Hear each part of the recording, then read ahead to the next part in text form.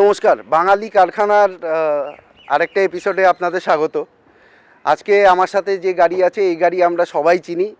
সমুদ্র হিমাচল চলে, হিমালয়ের ওপর থেকে কন্যাকুমারী অবধি এই গাড়ি আমরা সর্বত্র দেখতে পাই। সব জায়গায় ঘুরতে গিয়ে এই গাড়ি দেখি। আপামর ভারতবর্ষের মোস্ট প্রবাবলি সব থেকে বেশি বিক্রিত গাড়ি অল্টো। অল্টো হয়ে গেছে প্রায় 30 বছর ভারতবর্ষে, তার মধ্যে গ্র্যাজুয়ালি ফেসলিফট হয়েছে, অনেক কিছু হয়েছে। তো আজকে আমার সাথে আছে অল্টো 800, যার অল্টো 800 তাকে ডেকে নেব। স্নিগ্ধদা প্লিজ। আপনি কিনেছেন কবে? 2010 জুলাই। 2010 জুলাই। অল্টো কেনার কারণ কি ছিল? অল্টো গাড়িটা এটা মানে আরেকটু ক্লিয়ারলি বলি, অল্টো কেন সেন্ট্রো বা ওয়াগানার বা ওই রকম জাতীয় অন্য গাড়ি নয়? আচ্ছা, ভালো প্রশ্ন। এটা আমার সেকেন্ড গাড়ি। এর আগে আমার একটা মারুতি 800 ছিল, ঠিক আছে? আচ্ছা। তো মারুতি 800টাকে মোটামুটি ওটাও আমি 8-9 বছর চালিয়েছিলাম। আচ্ছা। তারপর আমি যখন সেকেন্ড গাড়ি কেনার প্ল্যান করলাম, তখন আমার মেন অবজেক্টিভই ছিল যে আমি একই ধরনের গাড়ি কিনবো, এবং মারুতি 800 ততদিনে উঠে গেছে, এখন নতুন মডেলও নেই। তখন আমি অল্টো 800টাকে অ্যাজ এ অপশন পেলাম। তখন বোধহয় মারুতি 800-এর 5 স্পিডটাও শেষ হয়ে গেছে। হ্যাঁ 2010-এ আর মারুতি 800 পাওয়া যাচ্ছে না। ঠিক আছে। তো এবার প্রশ্ন হচ্ছে যে তাহলে মারুতি 800 বা অল্টো এই ধরনের গাড়ির দিকে আমি কেন যাচ্ছি? তার কারণ হচ্ছে নাম্বার 1, আমার মনে হয় মারুতির সার্ভিস এবং স্পেয়ার পার্টস এই সব জায়গাগুলো নিয়ে একটা পিস অফ মাইন্ড আছে। প্রথম কথা, এই গাড়ি যেমন আমার বছরে একবারে বেশি সার্ভিস করানো জেনারেলি দরকার পড়েনি। এই 10 বছরের মধ্যে হয়তো একবার দুবার হয়েছে যেখানে আমাকে বছরে একবারে বেশি কোনো কারণে কোনো প্রবলেমের জন্য নিয়ে যেতে হয়েছে। তো ওই জেনারেল বছরে একবার সার্ভিস করে নিয়ে তো কাজ চলে যায়। তো ওইটাও ঠিক আছে। প্লাস যে কোনো স্পেয়ার পার্টস বা যে কোনো কিছু প্রবলেম হলে সব কর্নারে মারুতি সার্ভিস সেন্টার আছে, গিয়ে ঠিক করে নেওয়া যায়। এইটা একটা জিনিস। আর মডেলের দিক থেকে এই গাড়ি যেটা ম্যাক্সিমাম সুবিধে, আমার চলাফেরা মূলত কলকাতা এবং তার সাবারবান্সের মধ্যে। আচ্ছা। জায়গাগুলোর মধ্যে বেলঘরিয়া, বিরাটি, গড়িয়া, দমদম, সল্টলেক, কেষ্টপুর, সাউথের দিকে ধরুন গড়িয়া, যাদবপুর, এইসব ধরনের জায়গাতে আমার যাওয়া আসা। কলকাতার বাসিন্দা হিসেবে ভালোভাবেই জানা আছে যে সব জায়গাতে রাস্তাঘাট কীরকম ধরনের থাকে। আমার মনে হয় মারুতি 800 বা অল্টো 800 গাড়িতে যে লেভেলে মোবিলিটিটা পাওয়া সম্ভব, যে কমফোর্টেবলি আমি সেই জায়গাতে যাওয়া আসা করতে পারি, এটা অন্য গাড়িগুলো হয়তো অন্যান্য দিক থেকে অ্যাডভান্টেজ আছে অবশ্যই, কিন্তু এই যে ইন্ডিপেন্ডেন্সটা, যে আমি যে কোনো জায়গা দিয়ে বেরিয়ে যেতে পারবো, কোনো গাড়ি যদি যায় তো আমার গাড়ি যাবে, অন্য গাড়ি যাবে কি যাবে না ঠিক নেই, সেই অ্যাসুরেন্সটা আমি মানে বেসিক্যালি যেখানে রিক্সা যায়, টোটো যায়, সেখানে এই গাড়ি আরামসে চলে যায়। যে গাড়িখানে এই গাড়ি যাবে না সেখানে অন্য কোনো গাড়ি যাবে না, সেটা নিশ্চিন্তে বলে দেওয়া যেতে পারে। কারেক্ট। আর এই গাড়িতে আপনার হয়ে গেল 12 বছর। 12 বছরের মধ্যে অফকোর্স অনেক কিছু নিশ্চয়ই মানে ক্ষয় হয়েছে, কিন্তু তার সাথে সাথে এই বছরে একবার যে আপনি সার্ভিস করেন, মোটামুটি সার্ভিস কস্ট কীরকম আসে? সার্ভিস কস্ট যখন কোনো কিছু রিপ্লেসমেন্ট থাকে না, তখন মোটামুটি মানে 5-6,000 বা তার কমে হয়ে যায়। আচ্ছা। আর যখন কিছু রিপ্লেসমেন্ট থাকে, টুকটাক রিপ্লেসমেন্ট হয়েছে, টায়ারগুলোকে একবার রিপ্লেস করতে হয়েছে, আর আমাদের রাস্তাটা একটু খারাপ, উঁচু নিচু, সামনের সাসপেনশনের শকারও একবার রিপ্লেস করতে হচ্ছে, তখন 18-20,000 এরকম উঠে যায়। মানে দ্যাট ইজ দ্য ম্যাক্সিমাম। সে তো মেজর পার্ট রিপ্লেসমেন্ট, আদারওয়াইজ তো বিশেষ কোনো খরচা নেই। সবকিছু একবারই হয়েছে এবং লাস্ট 2-3 বছরে হয়েছে। মানে প্রথম 8-9 বছর অ্যাবসলিউটলি একদম ট্রাবল ফ্রি, পিসফুলি চলেছে, কোনো প্রবলেম ছিল না। মানে মোটামুটি এই গাড়ি কিনলে চিন্তা করতে হয় না। আর আমার একটু হ্যাবিট আছে যে আমি মানে আমাকে যদি মেকানিক্স বলে যে এটাকে একটু পাল্টে নিন, তো আমি পাল্টেই নিই আর কি। মানে যখনই বলে 6 মাস দেখুন তারপরে পাল্টাবেন, আমি বলি এখনই পাল্টে দিন। তো সেটা পসিবলি মানে ভালো রিজন, মানে আমি সেফ থাকতে চাই, আমার আবার বছরে আরেকবার যাওয়ার দরকার নেই সার্ভিস সেন্টারে। তো সেটার জন্য এরকম 2-একবার রিপ্লেস করা হয়েছে। এবং এই গাড়ি থাকলে চিন্তা করতে হয় না, রাত্রেবেলা ঘুমের অসুবিধা হয় না গাড়ির জন্য। ঘুমের কোনো অসুবিধা নেই, গাড়িতে যদি তেল থাকে তাহলে গাড়ি চলে যাবে। গাড়িতে তেল থাকলে গাড়ি চলে যাবে। আমরা একটু চালিয়েও দেখব। তার আগে শুনি কত চলেছে এখনো পর্যন্ত? 90,000। 90,000 লক্ষাধিক হলে তো সেলিব্রেশন হবে। লক্ষাধিক হলে সেলিব্রেশন হবে। 10 বছর রিচ করতে চলেছে, 9 বছর ক্রস করে 10 বছরের দিকে যেতে যাচ্ছে, তো সেই দিক থেকে ঠিক আছে। আগে পুরনো গাড়িতে যেমন একটু কালার ফালার একটু ফেড হয়ে যেত, এখন এই গাড়ির কালার দেখলে কেউ 10 বছর বুঝতে পারবে না।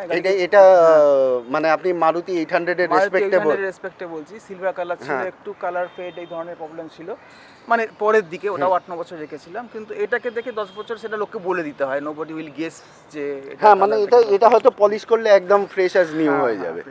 অথচ গাড়ি কিন্তু সারাদিন রোদে থাকে, আমার কভার্ড পার্কিং নেই, মানে 12 আওয়ার্স রোদ খাবার পরে এরকমই থাকছে, even if it's light colour, তো সেদিক দিয়ে ঠিক আছে। বাহ, আমরা একটু গাড়িটা চালাতে চালাতে এরপরে বাকি কথা বলবো।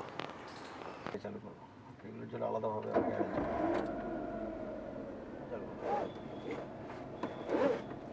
সিট বেল্টটা প্রচন্ড জরুরি। একদম, তো শুটিং করতে গেলেও সিট বেল্টটা লাগাতেই হবে।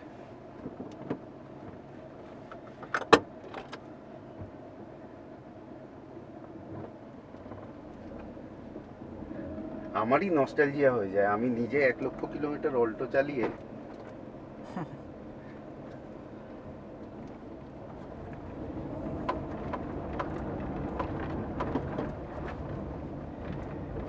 এর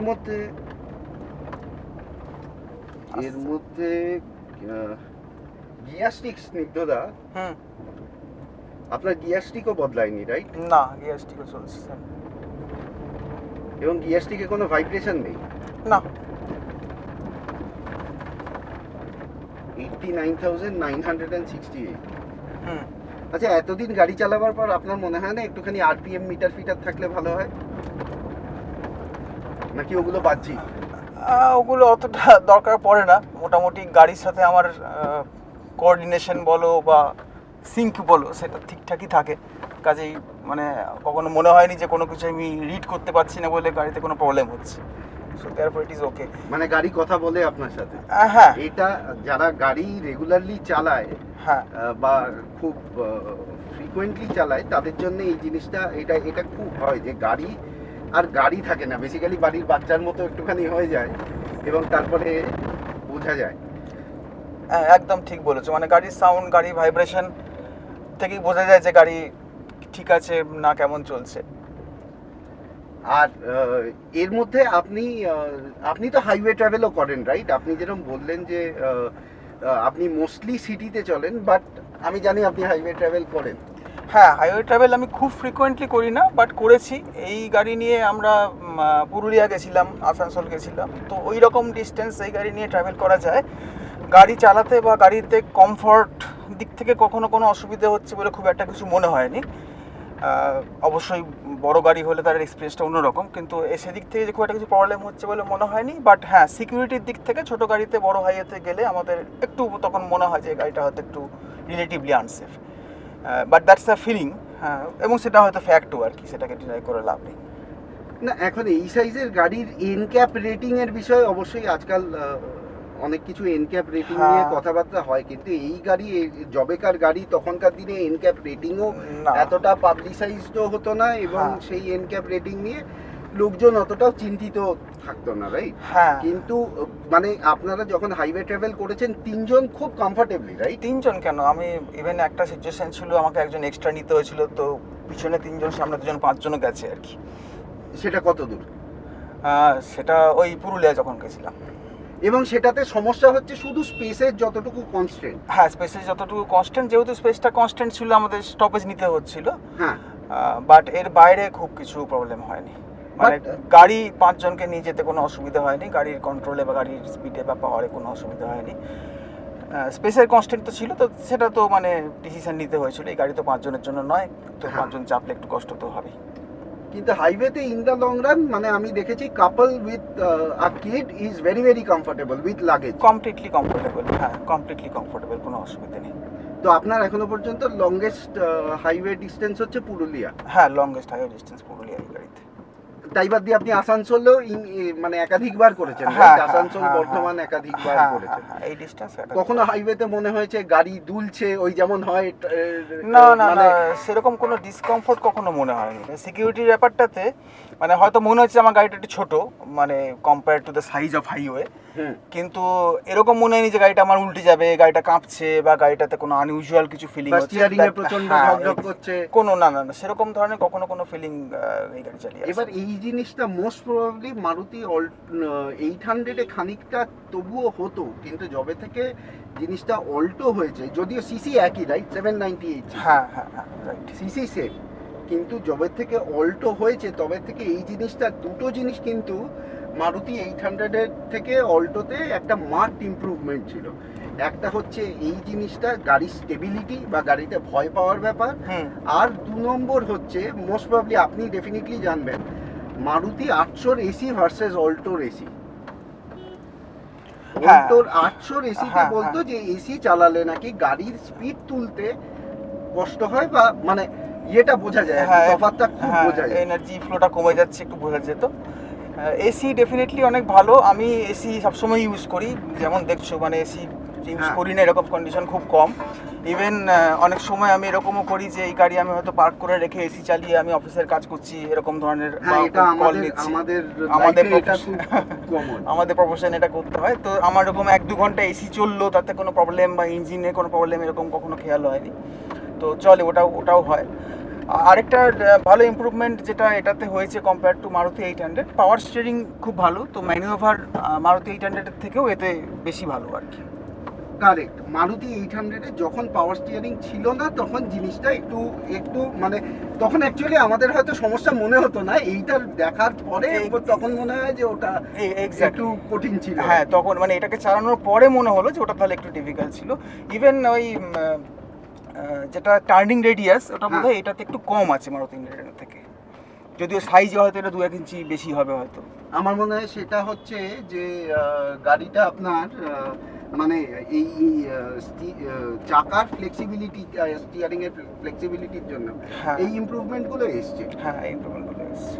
আপনার মানে এই গাড়ি নিয়ে অ্যাবসলিউটলি মনে হয় যে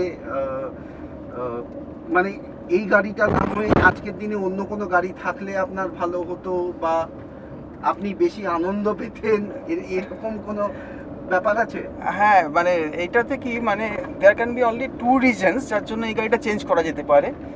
1 নম্বর হচ্ছে যে আমার যদি ট্রাভেল রিকোয়ারমেন্টটা অন্যরকম হয়, যদি আমাকে খুব রেগুলার বেসিসে লং ডিস্টেন্স যেতে হয় বা হাইওয়ে ট্রাভেল করতে হয়, তাহলে হয়তো এই গাড়িটা চেঞ্জ করার প্রয়োজন পড়বে। বা যদি কোনো দিন আমার প্যাশন সেরকম হয় যে আমি খুব রেগুলার বেসিসে বাইরে যেতে চাইছি এবং পারছি, তাহলে অবশ্যই ডিফারেন্ট গাড়ি নেওয়া উচিত, এটা একটা রিজন। আর সেকেন্ড রিজন হচ্ছে যে তুমি তো জানো গাড়ি is also part of your dress, right? So if you have to show off, then this is not the car to show off. ঠিক আছে, তো এই দুটো reason. At the same time, this is a car that gets the job done very very well. This is the car that gets the job done. This is the car that is absolutely reliable. You can trust this car. So if you need car for your use, particularly city travel, তাহলে এই গাড়ির তো আমার মনে হয় এই গাড়ির কোনো বিকল্প নেই। মানে আমি যদি কখনো আরেকটা এই ধরনের গাড়ি কিনি তাহলে আমি এটাই কিনবো।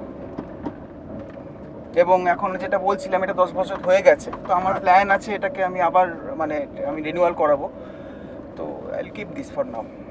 হ্যাঁ, মানে তো আপনি অন্য গাড়ি কিনলেও এটা রাখবেন এবং এটা চালাবেন?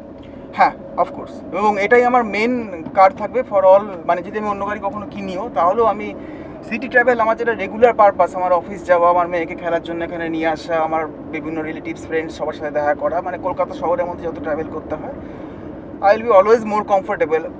দেখো, একটা বড় গাড়ি নিয়ে জ্যামের মধ্যে আধ ঘন্টা এক্সট্রা আটকে থাকার থেকে একটা ছোটো গাড়ি নিয়ে আমার ডেস্টিনেশনে পৌঁছানোটা বেটার ডিসিশন, রাইট? তো এই নিয়ে আমার কোনো কনফিউশন নেই।